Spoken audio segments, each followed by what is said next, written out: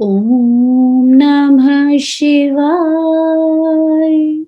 शिव जी सदा सहाय। ओम नमः शिवाय। मेरे गुरु जी सदा सहाय। जय गुरु जी। शुक्राना गुरु जी। दिव्याभा। गुरु जी कृत देवालय। दूर राजधानी के कोलाहल से दूर एक स्थान है जहां पर लोगों की आत्माएं पुनः प्रसारित हो सकती हैं और उनके हृदय वहां के सौंदर्य में डूब जाते हैं।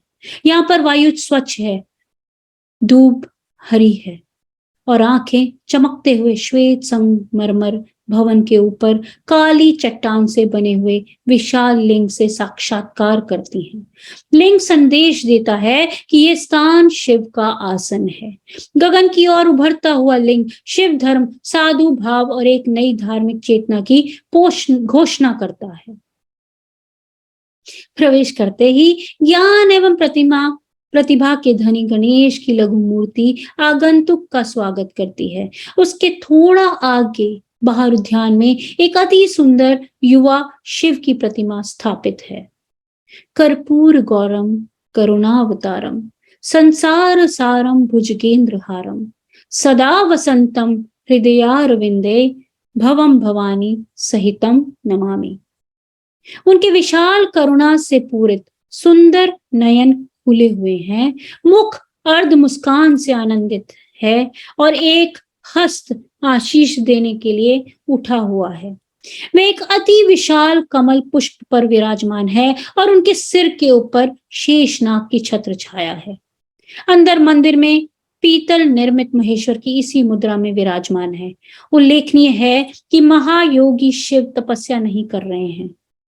ऐसा प्रतीत होता है मानो अभी तपस्या समाप्त कर एक पैर नीचे कर अपने भक्तों की समस्याओं का समाधान करने के लिए तत्पर हैं। मुख्य कक्ष में ओम नमः शिवाय सामने दीवार पर अलंकृत हैं। ये शिव और गुरु जी दोनों एक ही हैं का अपने उन भक्तों को आशीर्वाद का अविनाशी वचन है जिन्हें उन पर श्रद्धा और विश्वास है। असंभव लिंग निर्माण। यह गृढ़ तथ्य है कि यह स्थान वास्तव में त्रिकालदर्शी शंकर महादेव का ही है। निर्माण काल के समय हुई विलक्षण घटनाओं से निर्माण से संबंधित और जो वहां पर सदा जाते रहते हैं उन महानुभावों के अनुभवों को से स्पष्ट हो जाता है। मंदिर निर्माण के समय कार्य में अनेक बाधाएं आई और प्रत्येक अवसर पर चमत्कारिक रूप से वह दूर भी हो गई। यह गुरुजी के निजी हस्तक्षेप के कारण ही संभव हुआ। निर्माण प्रारंभ होने से पूर्व इस भूमि खंड पर अनेक झाड़ियां, वृक्ष और विशाल शिलाखंड और पत्थर थे जिन्हें साफ करना और हटाना आवश्यक था। परंतु हर झाड़ी और पत्थर के नीचे सर्प था। एक को हटाने पर और प्रकट हो जाते थे। यह देखकर वहां पर कार्य करने वाले कर्मी भाग गए। अडिंग निर्माण प्रभारी रघुवीर नामक एक सिख भक्त, संयोग से जिनकी दृष्टि अति क्षीण थी, गुरुजी पर विश्वास रखने वाले श्रद्धालुओं के लिए एक और प्रसंग ने और कर्मी बुलाए, किंतु इतने सांपों को देखकर वह भी भाग गए। अंततः रघुवीर ने गुरुजी को इस समस्या से अवगत कराया। गुरुजी ने मुस्कुराकर रघुवीर को निर्देश दिया कि वह और कर्मी किराए पर लाएं और आश्वासन दिया कि वह समस्या पुनः नहीं होगी, और ऐसा ही हुआ। अगली बार जब कर्मी आए तो उस खंड में एक भी सर्प नहीं था। मंदिर का निर्माण कार्य वर्षा ऋतु से प्रारंभ हुआ था। हर बार जब कंक्रीट डाला जाता तो वर्षा रुक जाती थी। निर्माण कार्य में लगे हुए लोगों को शीघ्र ही विश्वास हो गया कि यह संयोग नहीं है। गुरुजी स्वयं कहा करते थे कि घटनाएं चयन से होती हैं, देवयोग से नहीं। गुरुजी का आदेश था कि मंदिर का गुंबद लिंग की आकृति में होगा। यह तभी संभव था जब उसको ठोस आधार दिया जाता, परंतु गुरुजी इसके विरुद्ध थे। वास्तविक का मानना था कि वह अव्यवहारिक है और उन्होंने उसका भरपूर विरोध किया। तथापि निर्माण गुरुजी के आदेशानुसार प्रारंभ हुआ। अब दिल्ली में एक ही राजगीर था जो ये कार्य करने में सक्षम था, परंतु उसे ढूंढना सरल नहीं था। रघुबीर ने उसको कैसे खोज निकाला, यह स्वयं में एक सत्संग है। निर्माण करते हुए लिंग का निचला भाग बिना समस्या के बन गया, किंतु ऊपरी भाग में दरारें आ पहुंची। रघुबीर को इस समस्या से अवगत किया गया। उन्होंने ठेकेदार को पुनः निर्माण करने को कहा, किंतु फल वही रहा। अब समस्या निदान हेतु गुरुजी के समक्ष रखी गई तो उन्होंने उत्तर दिया कि उनको पुनः प्रयत्न करने को कहो, इस बार वह उसको आधार देंगे। फलस्वरूप कार्य तीसरी बार पुनः प्रारंभ किया गया और इस बार ऊपरी वृत्ताकार भाग बिना किसी कठिनाई के, बिना किसी दरार या रुकावट के पूर्ण हो गया। गुरुजी द्वारा दिए गए आधार से दोष समाप्त हो पाया, उसे आवश्यक शक्ति प्राप्त हुई और लिंग निर्माण संभव हुआ।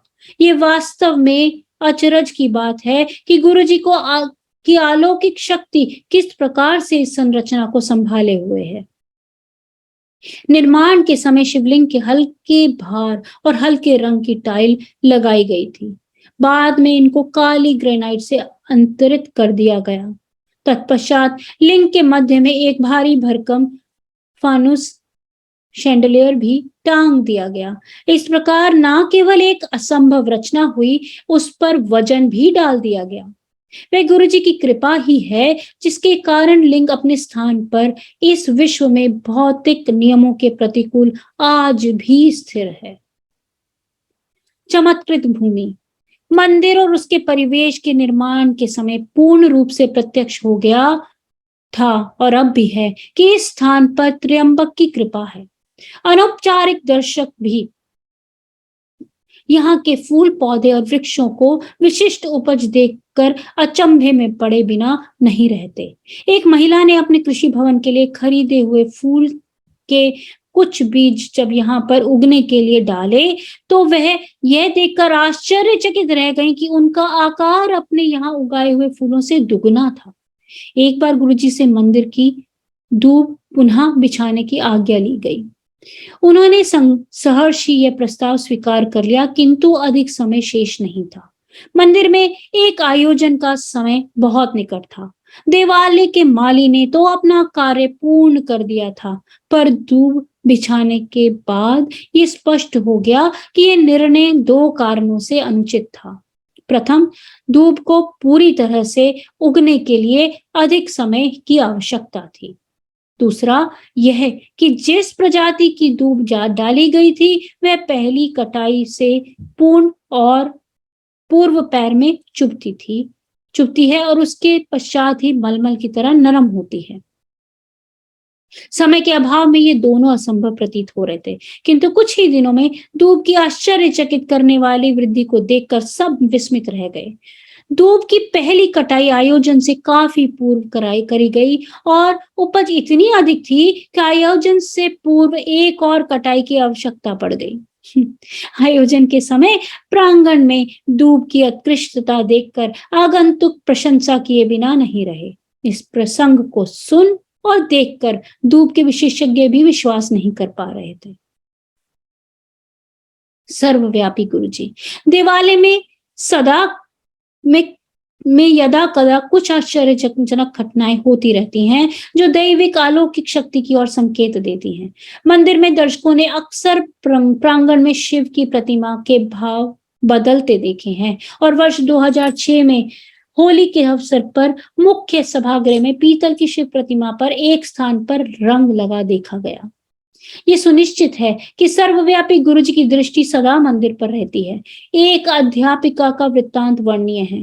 गुरु पूर्णिमा के अवसर पर वह प्रातःकाल 6:15 बजे अपने विद्यालय जाने से पूर्व मंदिर की ओर गई। उस पवित्र दिन केवल माली ने उनको वहां पर अपने गुरु का अभिवादन करते हुए देखा, किंतु यह अर्ध सत्य है, किसी और ने भी उनको वहां पर देखा था।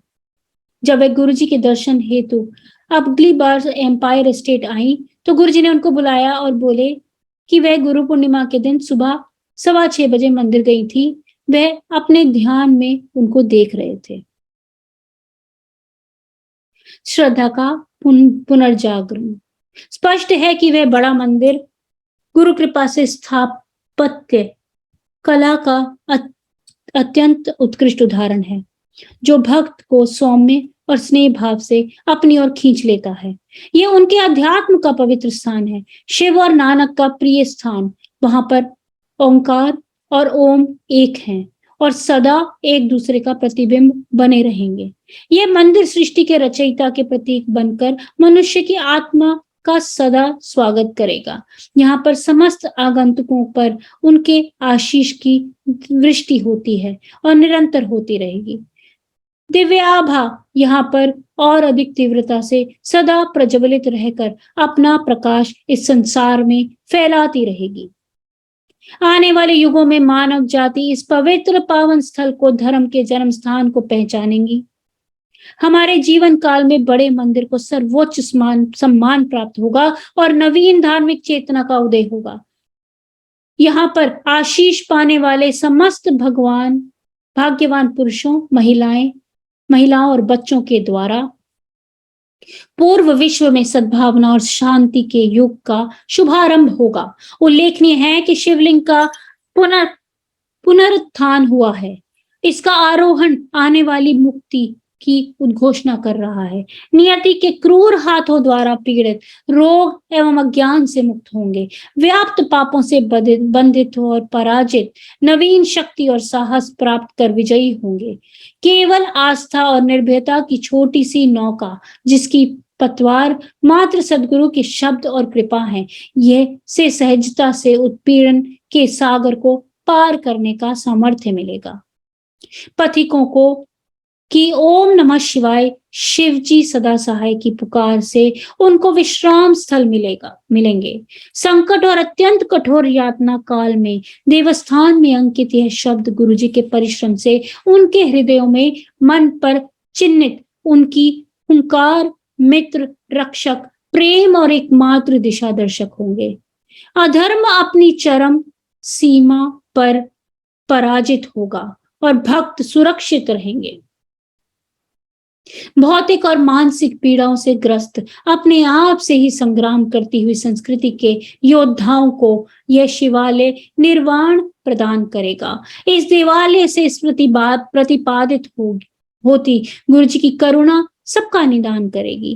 कालांतर में वह मंदिर उनका प्रभुत्व प्रमाणित करेगा। वायुमंडल उनके शब्द सर्वत्र फैलाएंगे और उनकी इच्छा पूर्ति होगी। इस पृथ्वी पर यह देवालय सदा शिव की कृपा का चिन्ह रहेगा।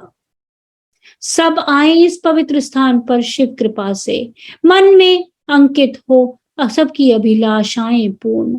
सतगुरु रखें हमें सदा अपनी ही शरण में। ओम नमः शिवाय। शिव जी सदा सहाय। ओम नमः शिवाय। मेरे गुरु जी सदा सहाय। जय गुरु जी। शुक्राना गुरु जी महाराज, आप जी का हर पल का शुक्राना, शुक्राना, शुक्राना मेरे गुरु जी। Love you so much Guru ji.